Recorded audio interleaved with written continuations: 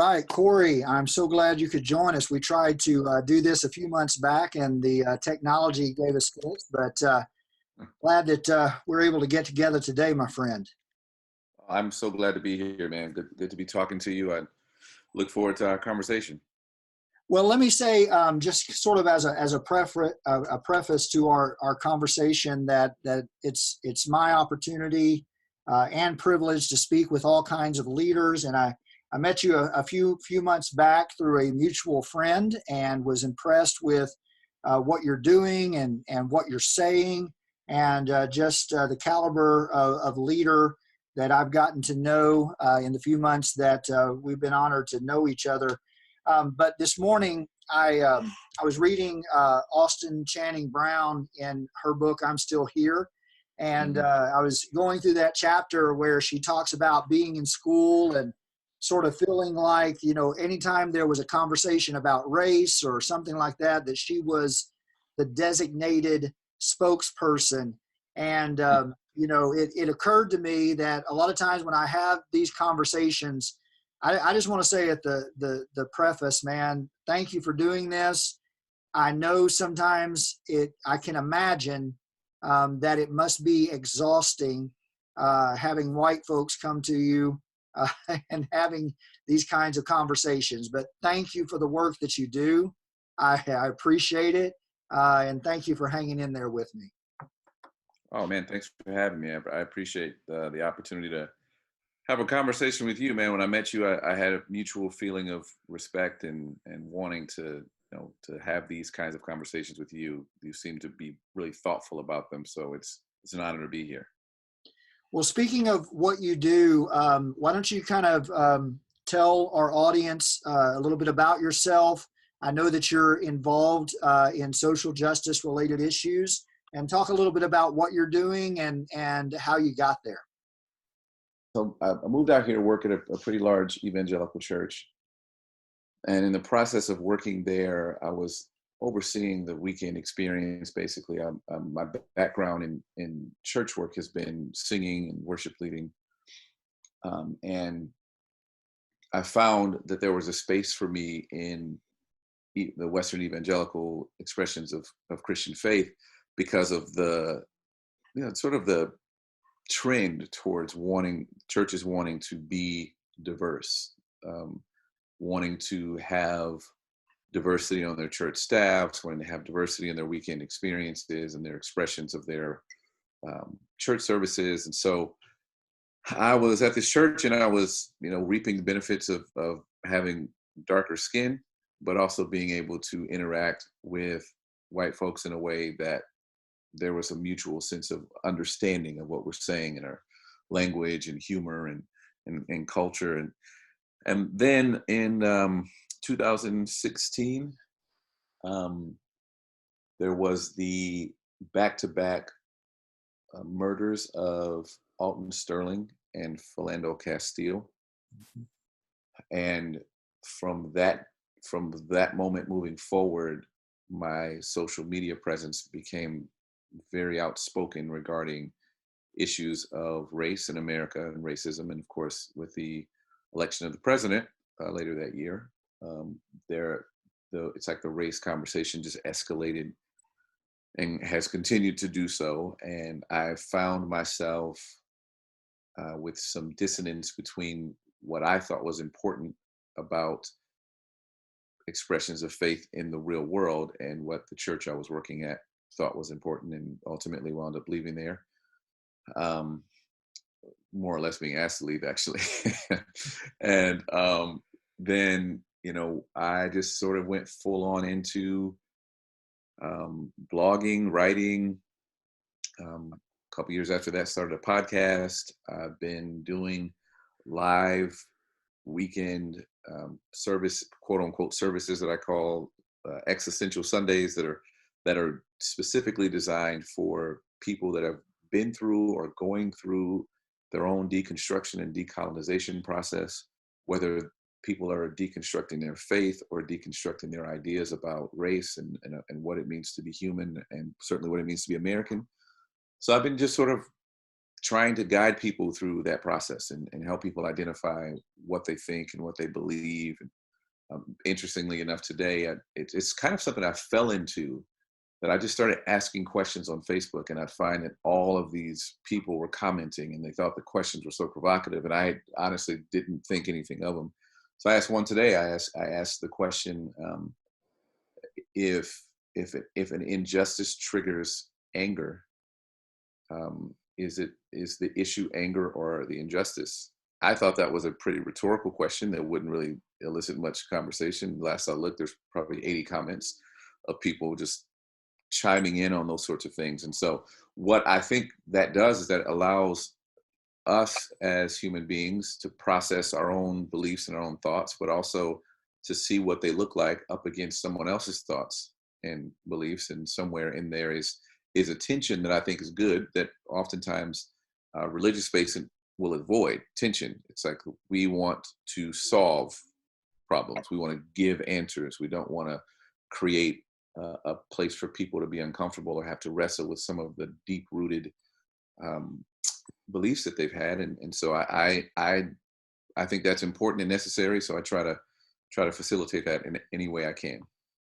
I think that's instructive and very helpful. And I've been able to catch a lot of your content via social media, Facebook especially, and I appreciate what you have to say. And you mentioned working for that particular church and the lip service that was, paid to unity. And I think there was a big move in the late 90s and the early 2000s about this idea that, our churches should be unified. We don't see color. It's not about race. None of these issues matter, but we're all one. But as you get deeper below the surface, and sometimes those particular attitudes can be even more dangerous and harmful to people of color than people that are just outright in your face racist, because they pay lip service. But anytime you try to address those issues, all of the anger comes to the surface. And your question was interesting today because, the Bible says a lot about anger, and it talks about appropriate anger and then anger that swerves into sin. So the injustice, I think, just to kind of respond in real time to your question and query, to me, the injustice is the big issue there, because especially from white culture, white people in particular, you hear a lot of times, well, we need to let that go. You're bitter about that. You shouldn't be so angry. The past is the past. So talk a little bit about this paying lip service to unity, and then follow up on those ideas of anger versus injustice. Yeah, that's a great question, man. I have so many thoughts that came to my mind as you were talking, and I'm currently reading a book called The Five Books of Miriam. It's a woman's commentary on the Torah, and it's a fascinating read. And it's just walking through the first 5 books of the Bible and viewing it from the perspective of a woman.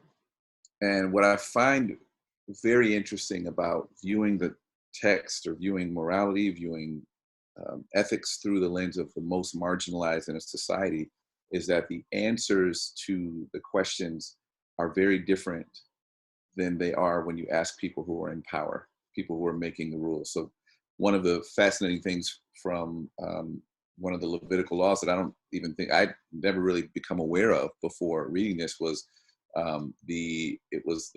basically the jealousy law, that if a man was jealous, that he could subject his wife to a public test of her fidelity, even if he had no evidence.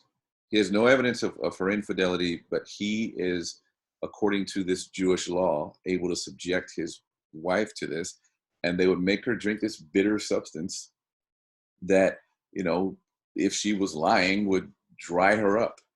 And just to view that through the lens of a woman is so different then I would think that it'd be much harder for a woman to say, well, that's what the Bible says, and be okay with that. It'd be much harder for a woman than it would be for a man. And in the same way, I think that when we're talking about issues of race, or we're talking about the issue of oneness in church, or the issue of bitterness, and even this tension between justice and anger, it's usually white folks that focus on the anger instead of focusing on the injustice. So when Ferguson happens, for instance, the focus of white Christians is not on the fact that the Ferguson uprising was in response to significant injustice that was not the first time. It's not like that's the first time there was an incident where the black community was denied justice by the criminal justice system. That's a regular thing. So when black folks respond in anger to those things, then the anger becomes the focus, and we get to walk around with mantras like angry black man or angry black woman, and those things are demonized, and we just brush over the fact that what is it that made me angry? And case in point, right now we see today that all over America, white folks with assault rifles have stormed Capitol buildings, have entered into those Capitol buildings with assault rifles, yelling in the face of police officers. And this is called by many of the white Christians who objected to previous protests from black folks. White folks are calling these protests peaceful protests, and they're completely justified because they feel their rights are being infringed upon and that their rights are being denied. And so when white folks' rights are denied, then to respond in whatever way is justified. Mm-hmm. But any way that a black person responds to injustice is demonized. And so I find that one of the things that I think is important for any person, but certainly a person in America who is white, is that there's so much to learn from marginalized people. God introduced God's self in Scripture with oppressed people, by oppressed people. You're talking about a Jewish people who knew what it was to have ancestors that were enslaved for 400 years. Well, who in America is more familiar with that story than black folks are? So when Dr. James Cone says that God is black, that totally resonates with me, because I go, yeah, when you look at how God, and then look at Jesus expressed himself on the earth consistently with the people who no one would think that God would be associated with. That Jesus is at a well having a conversation, not only with a woman, but with a woman who was a Samaritan, right? To the absolute utter shock of his disciples. And so I think that there's this staring us in the face in Scripture, is that if you want to see, or if you want to be a part of a divine encounter, usually that encounter begins within the proximity of some people who society has misused, mistreated, or somehow pushed aside, like the shepherds who were in Luke's narrative, the first people to hear about the birth of the Messiah. So I think that there's something to us peeling back our own lens and going, who is it that is less privileged than me? I need to be having conversations with them about God. I need to be listening to what they have to say about God. And I know when we talk about these types of issues that they are all encompassing. I was communicating or responding to something this morning, and I was thinking it's as if everything in particular in our nation is connected to this idea that white is right. So whether you look at the criminal justice system, whether you look at education, whether you look at the economic system, it is hard to divorce anything in the United States of America from the fact that our economic foundation was built on the backs of black slaves, literally. We robbed black people of their culture, of their heritage, brought them to this nation against their will, built the economic foundation that gave us influence in the world. And now we want to lift our hands and say, well, that was the past. We can't, we can't about that. When when we fail to realize that everything in our country that is happening now is built upon that foundation. So Exactly. it's huge, right? It's a huge problem. But if you are talking to white evangelical leaders, I know that's a problematic term, so let's just say white church leaders, Uh-huh. people that are white that are leading churches or parachurch organizations, and maybe they're just getting started and they really do want diversity. Where do they begin? How do they start? Where's a good place to get started? And how do you address this idea of wanting diversity for diversity's sake when all they're really saying, when you know in your heart of hearts, they're just saying, I just want some color up here so we can say we're Yeah, yeah, diverse. exactly. Yeah, I mean, such great questions, man, and insights about America in the past and how that's used to weaponize racism, really, to continue to oppress people who are raising their voices about the things that are still happening in our society that are as a result of things that were set in place many, many years ago. But to answer your question about diversity and how a church leader could go about it, there's so much that comes in my brain when you ask that question. The first thing that comes to mind is that I think that any pastor or leader within the Christian space that is talking about diversity has to wrestle with the theology um, that informs the way they view ethnicity. There has to begin. It has to be something that is deeply formative and meaningful to the leader of the organization, to the lead pastor, to whoever's in charge.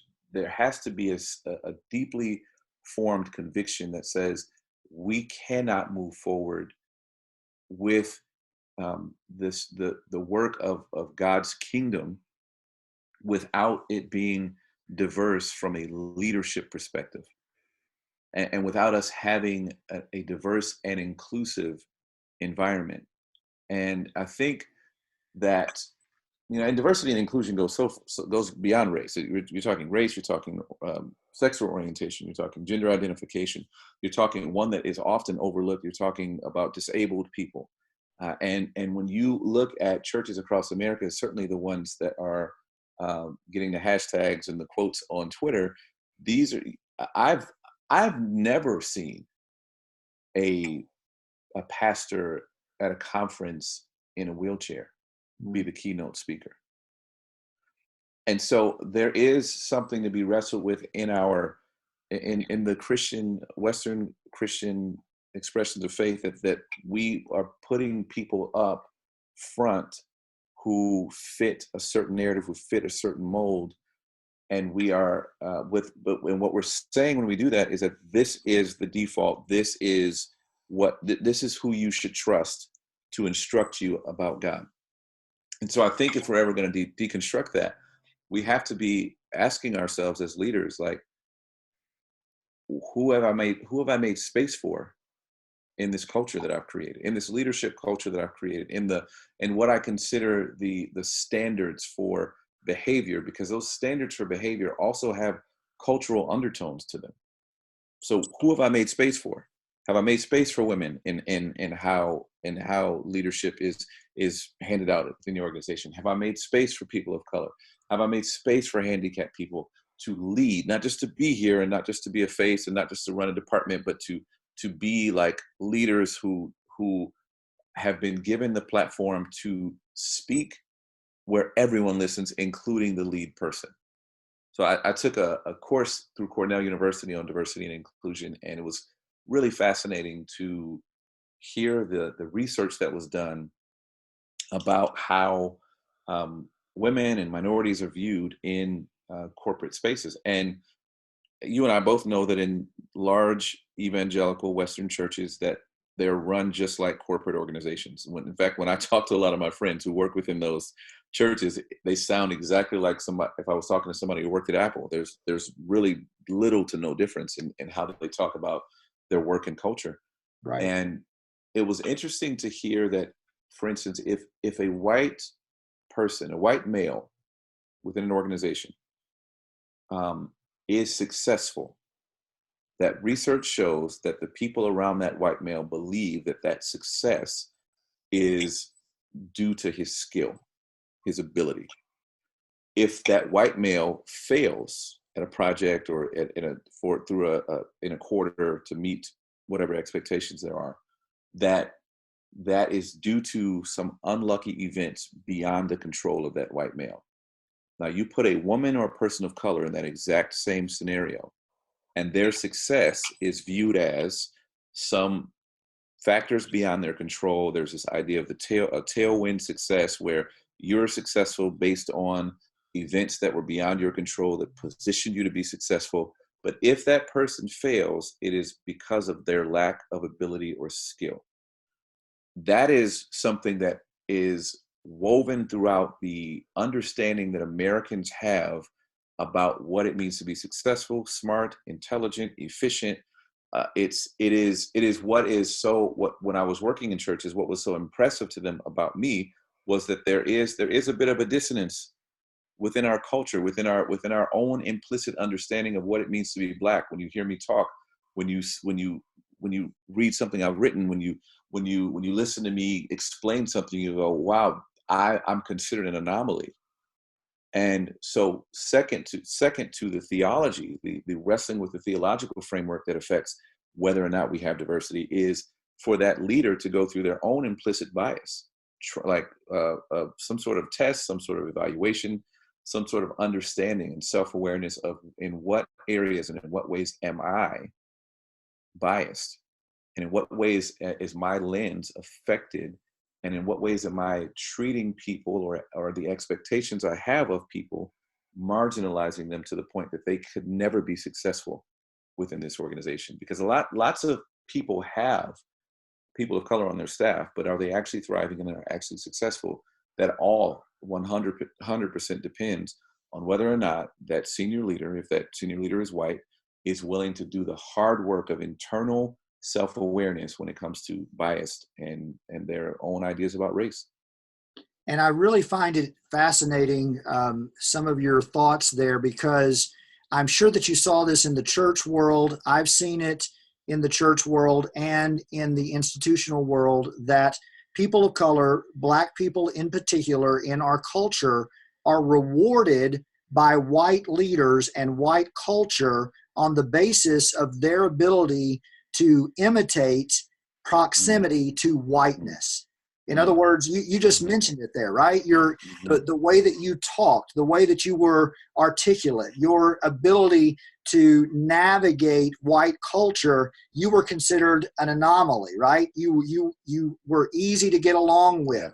But the moment, and you raised the question of Black women earlier, and I think they face this more than even Black men in our society. For sure. Because the moment you accentuate Black culture, or you dare to disagree, you are seen as divisive, as angry. Absolutely. Whereas your white counterparts would be, well, you're just pushing back, you're questioning, you're asking good questions. And so as long as you towed the line, so to speak, you were rewarded. But the moment you pushed back against that, then, that everything fell apart. I don't know if you've been watching the Last Dance on ESPN. I watched one of the episodes last night, and they were talking about that particular time where Michael Jordan was encouraged by his mother to support a Black candidate in North Carolina. And he said, well, Republicans buy shoes too. And he kind of took the easy way out. So, you think about Michael Jordan, and that's what, the documentary was pointing out, that Michael Jordan never really got involved in those kinds of social justice issues. And so everyone pretty much liked him. Why? Because in a lot of ways, he was very close to emulating the white culture. And as long as he did that and did his job to entertain the masses on the basketball court, everyone liked him. But the moment, and we see this from athletes today, Colin Kaepernick comes to mind. The moment you deviate from doing your job to entertain all of us white folks, well, the president of the United States is, get your ass back on the field or whatever. Exactly. Yeah. Well, and to that point, I mean, Yeah. it's so interesting that you just said that, because there's something about whiteness that um, has to have an absence of conflict or confrontation. Right. So when you talk about that proximity to whiteness, as long as a Black person is not raising the issues that affect them, then there can be peace among us, because for white folks, there is no issue that directly affects me. What is the issue that directly affects me? Right now, the issue that directly affects white folks is the feeling that they can't move around as freely as they wanted to because of a virus. Yeah. But for Black folks, the daily existence of a Black person is to live under the residual effect of chattel slavery and Jim Crow laws of the 50s and 60s. And so for us, there is always something wrong. And what white folks love, at least in the evangelical spaces I've been in mostly, is when we don't raise those issues. And at case in point, you mentioned Colin Kaepernick, and I had the very fortunate but strange set of circumstances where I actually got to meet and hang out with him for a couple of days. And we were in the gym because we have a mutual friend. We're in the gym working out. Of course, him and this other friend of mine they're of course far stronger than I am. I'm just there just because I get to be there with some pro athletes. Right. And walking around this gym, first of all, Colin Kaepernick's, I'm 6'3". He's about 6'4", 6'5". I mean, he towers over me. He's got the giant afro picked out. So this is Colin Kaepernick. Everyone in the gym is enamored, and some people are trying to take secret pictures, and people are coming up to him and talking to him. And one guy in particular said, have you gotten any offers yet? I think this was like 2018 or something like that, when he had been out of the league for a little while. And the guy basically told Colin, he said, hey, hang in there, keep working hard, and you'll get your chance. And Colin and I were talking after, and he said, he says that because he doesn't believe in racism. He doesn't understand that there's racism, which is why I'm not in the league right now. Wow. And so to be white in America is to live this blissful existence where there isn't racism affecting you. So you can think that if Colin just works hard, he'll get another chance. Mm-hmm. You can think that if Black people would work harder, that they would be able to have better housing and better schools and better healthcare and better jobs and better opportunities. You can think that there'd be less violence if Black people just stopped shooting each other. If there wasn't Black on Black crime, there would be no issues. You can think all these things because you live this blissful existence that everything is fine, where that has never been the case, ever, for Black folks in this country. And even the Black folks who've achieved success, which is to me, another form of white folks controlling the narrative on race conversations. Because we can talk about race when I invite you to talk about race. Yeah. But if I don't invite you to talk about race, I don't want to hear about your suffering. I don't want to hear about what's happening in your community.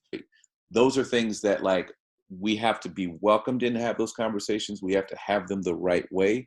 We have to get permission for those things. And I think that that's kind of where you find a lot of the pushback against, Black activists who try to maintain a sense of Christian faith. It's hard. It's become difficult over the last several years for Black men and women to say, yeah, I'm a Christian, because our experience is so policed. Corey Leak, Existential with Corey Leak is the podcast that Yes. You can find that anywhere you listen to podcasts. Yes, anywhere that you listen to podcasts, you can find that. And I just wrapped up season 2. We'll be starting season 3 in June. We've had some great guests. We've had Science Mike on the podcast, Andre Henry, Linda Sarsour has been on the podcast, Shane Claiborne. And for any of your guests that want to know what kind of guests I've had, sometimes it's just myself, just sort of sharing my thoughts and processing things. But yet, wherever you listen to podcasts, Existential is there. If someone wanted to reach out to you, maybe ask a question or support you, I know you have a Patreon page, things of that nature. I encourage everybody to do that. What's the best way to contact you?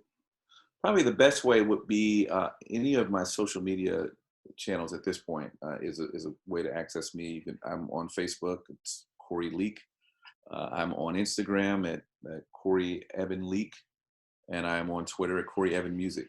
So, that's where the best place to reach me and message me there. And I'll certainly try to connect with anyone that reaches out. Very cool. Thanks so much.